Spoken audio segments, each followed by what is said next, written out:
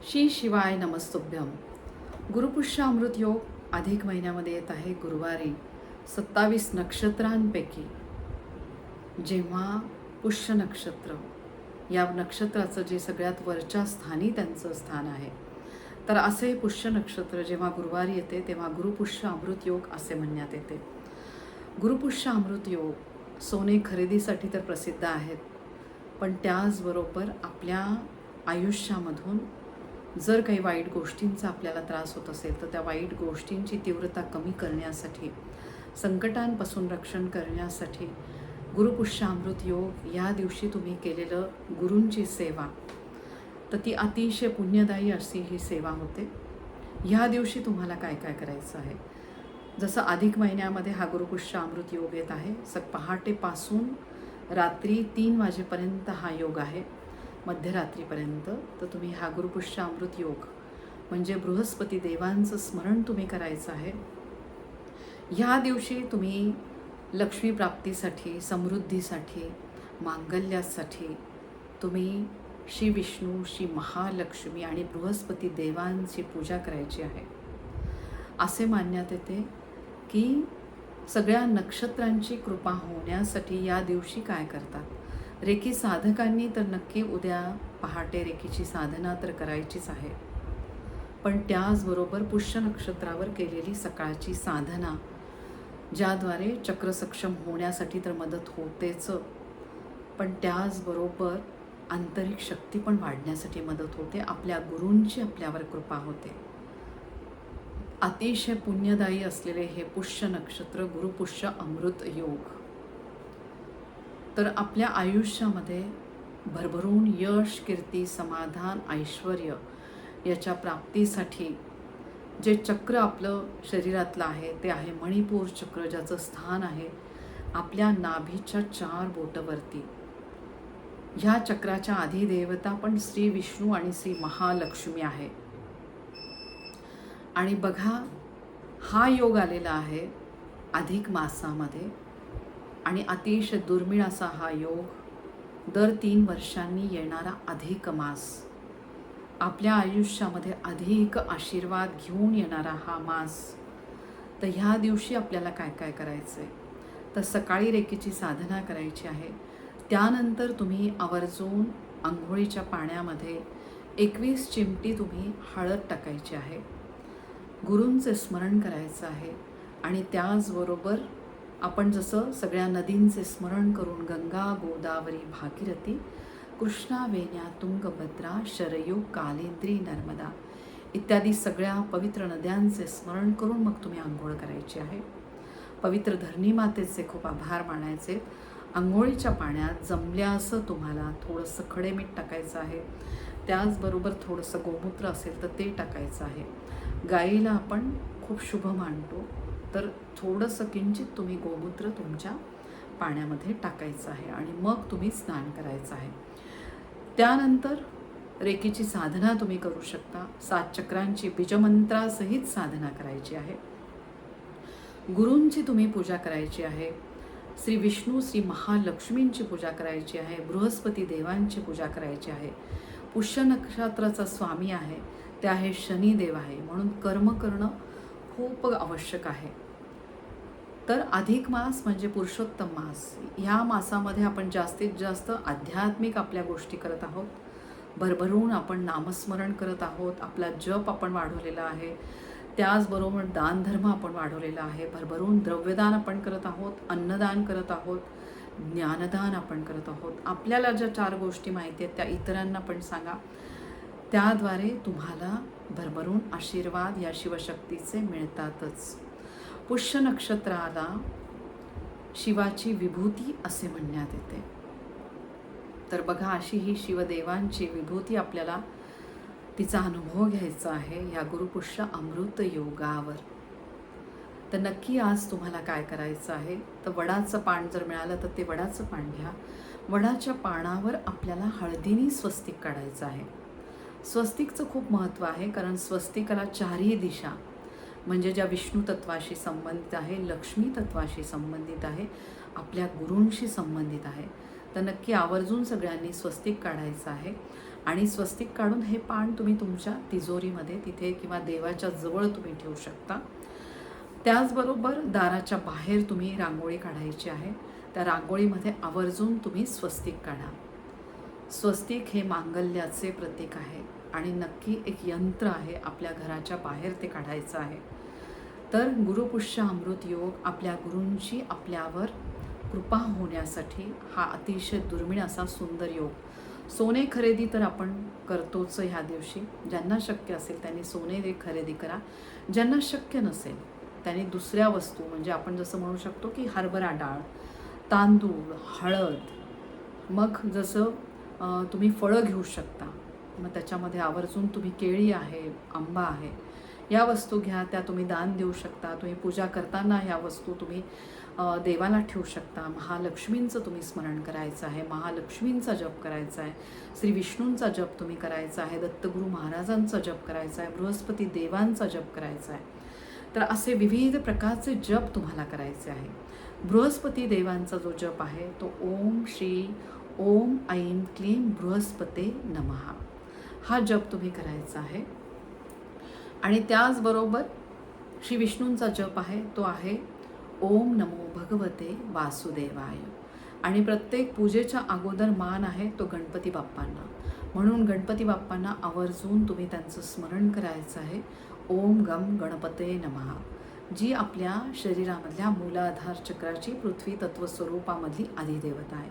प्रत्येक पूजेच्या अगोदर गणपती बाप्पांना मान आहे, म्हणून गणपती बाप्पांचं स्मरण करूनच कुठलीही पूजा करायची आहे आणि त्यांचा पण तुम्ही जप करायचा आहे. सगळ्यात अगोदर गणपती बाप्पांचा जप, मग श्री विष्णूंचा जप, मग श्री महालक्ष्मींचा जप. ओम श्री महालक्ष्मी देवी नमो नमः हा श्री महालक्ष्मींचा जप करायचा आहे. हा जप तुम्ही करणार असाल तर हा जप तुम्ही कमलगट्ट्याची माळ मिळते, त्या कमलगट्ट्याच्या माळ्यावर तुम्ही हा जप करा, जर तुम्हाला शक्य असेल तर.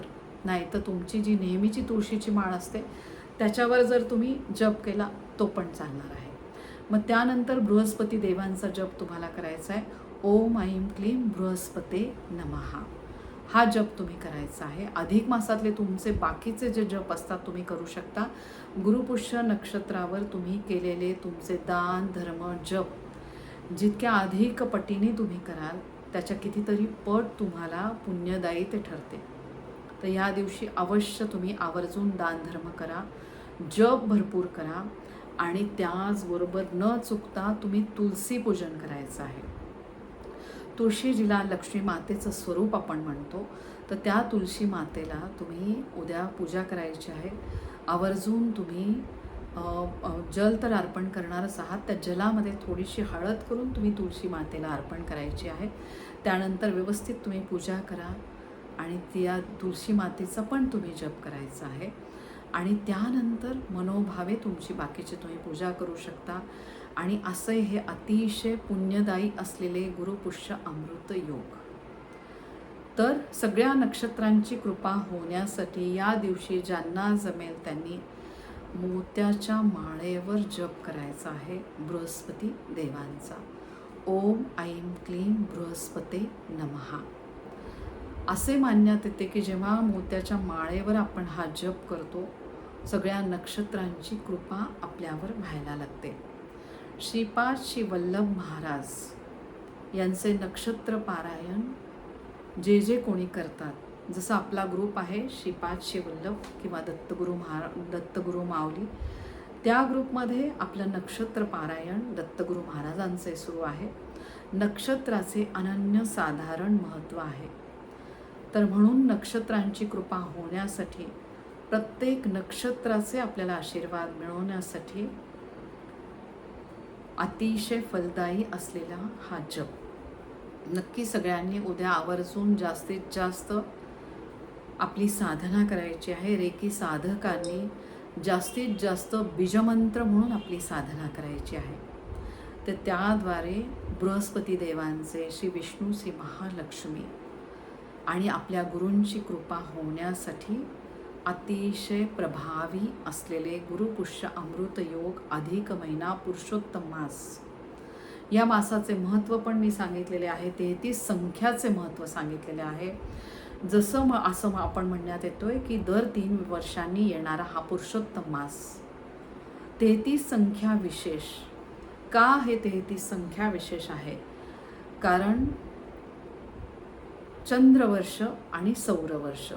तर चंद्रवर्ष ज्या वर्षामध्ये 354 दिवस येतात आणि सौरवर्ष ज्याच्यामध्ये 365 दिवस येतात. तर प्रत्येक वर्षामधला आपण म्हणू शकतो की जो हा फरक येतो 11 दिवसांचा, तर 11×3 = 33, म्हणून 33 दर 3 वर्षांनी येणारा अधिक महिना. तर याला मलमास आधी म्हणण्यात येत होते. पण जेव्हा श्री विष्णू म्हटले की या महिन्यामध्ये जो कोणी मनोभावे माझी पूजा करेल, माझी आणि श्री महालक्ष्मी, तर त्यांच्यावर कितीतरी पटीने मी कृपा करेल. अतिशय पुण्यदायी असलेला पुरुषोत्तम मास, ज्याला 33 संख्या विशेष आहे. 33 या संख्येला जास्त महत्त्व आहे, कारण 33 दिवस आहेत. तर 33च्या पटीमध्ये तुम्ही बत्तासे, 33 अनारसे, 33 सगळ्या गोष्टी, 33 दिवे हे तुम्ही ब्राह्मणाला दान देऊ शकता, ब्राह्मण दाम्पत्याला, ज्यांना श्री विष्णू आणि श्री महालक्ष्मी यांच्या रूपामध्ये आपण पूजन करतो. फक्त ते सत्पात्री असावे दान. म्हणजे तुम्ही ज्यांना कोणाला देणार असेल ते खरंच देवाचं तेवढी साधना करतायत का, तर असं बघूनच तुम्ही दान करा. तर असं तुम्हाला सत्पात्री दान करायचं आहे आणि ते दान तुम्हाला अतिशय पुण्यदायी होणार आहे. 33 संख्या विशेष आहे, त्याच्यामध्ये अनारसे आहेत. मग 33 कितीतरी गोष्टी, मग तुम्ही विविध फळं घेऊ शकता, आंबे घेऊ शकता, मग 33 तुम्ही म्हैसूर पाक घेऊ शकता, 33 बत्ताशे घेऊ शकता, 33 केळी. तर असं 33च्या पटीमध्ये तुम्ही दान करायचं आहे. तर खूप महत्त्व आहे 33 या संख्येला, ह्या अधिक मासाला. जे जमेल ते अधिकाधिक करण्याचा प्रयत्न करा. कर्म सातत्याने निरपेक्ष भावनेने दुसऱ्यांसाठी जेव्हा आपण कर्म करतो, कर्माची देवता शनिदेव, जी पुष्य नक्षत्राची पण स्वामीच्या स्थानी असलेली देवता आहे, कारक देवता आहे ती शनिदेव आहे आणि स्वामी देवता आहे ते बृहस्पती देव आहे. त्यांची कृपा होण्यासाठी हा पवित्र दिवस. तर नक्की सगळ्यांनी आवर्जून ही गोष्ट करायची आहे. आणि पंचमीचे व्रत जसं मी सांगितलं की उपास जरी नाही केला तरी तुम्ही चालेल. नागदेवतेचं तुम्ही स्मरण करायचं आहे. नागदेवतेला तुम्ही पूजा करून, त्यांना स्मरण करून नागदेवतेचा तुम्ही जप करायचा आहे आणि मग तुम्ही अन्न गिळायचं आहे. तर या दिवशी तुम्ही अन्न चावून नाही खायचं आहे, गिळून खायचं आहे. सुरुवातीला तुम्ही फक्त 5 पंचमी करू शकता. प्रत्येक महिन्याच्या शुक्ल पक्षापासून तुम्ही ही सुरुवात करायची आहे. शुक्ल पंचमी येते त्या दिवसापासून तुम्हाला हा करायचा आहे. उद्याचा अतिशय दुर्मिळ योग, अधिक मास, गुरुपुष्यामृत योग आणि पंचमी. तर पंचमीचा संबंध ललिता पंचमीशी पण आहे, बऱ्याचशा गोष्टींशी आहे. बुद्धीची देवता देवी सरस्वती यांचा जन्मदिवस पण मानण्यात येतो. असा हा पुण्यदायी दिवस. तर नक्की सगळ्यांनी आवर्जून मी ज्या ज्या गोष्टी तुम्हाला सांगितल्या आहेत त्या करण्याचा प्रयत्न करा. आणि बघा, ही वैश्विक शिवशक्ती, तिचे आशीर्वाद भरभरून आपल्याला मिळवण्यासाठी, संकटांची तीव्रता कमी करण्यासाठी, सगळ्यांच्या आयुष्यामध्ये संतुलन येण्यासाठी प्रत्येक दिवस महत्त्वाचा, प्रत्येक क्षण महत्त्वाचा. नक्की गुरुपुष्य अमृत योग या दिवशीची तुम्ही साधना करा, गुरूंचे आशीर्वाद भरभरून मिळवण्यासाठी. ओम द्राम दत्तात्रेयाय नमः. अवधूत चिंतनम श्री गुरुदेव दत्त. श्रीपादराजम शरणम प्रपद्ये. दिगंबरा दिगंबरा नरसिंह सरस्वती महाराज दिगंबरा. गणगण गणात बोते. ओम श्री साईनाथाय नमो नमः. श्री स्वामी समर्थ. जय जय स्वामी समर्थ. जय शंकर जय शंकर जय शंकर. ओम श्री नवनाथाय नमो नमः.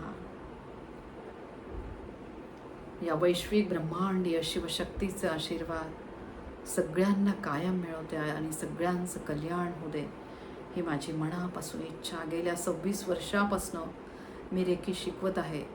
रेकी ही ब्रह्मांडीय मंगलकारी शक्ती आपल्या आयुष्यात घेऊन या आणि बघा आपल्या आयुष्यातला प्रत्येक क्षण किती आपण भरभरून जगायला लागतो. येणाऱ्या संकटांची तीव्रता कमी व्हायला लागते.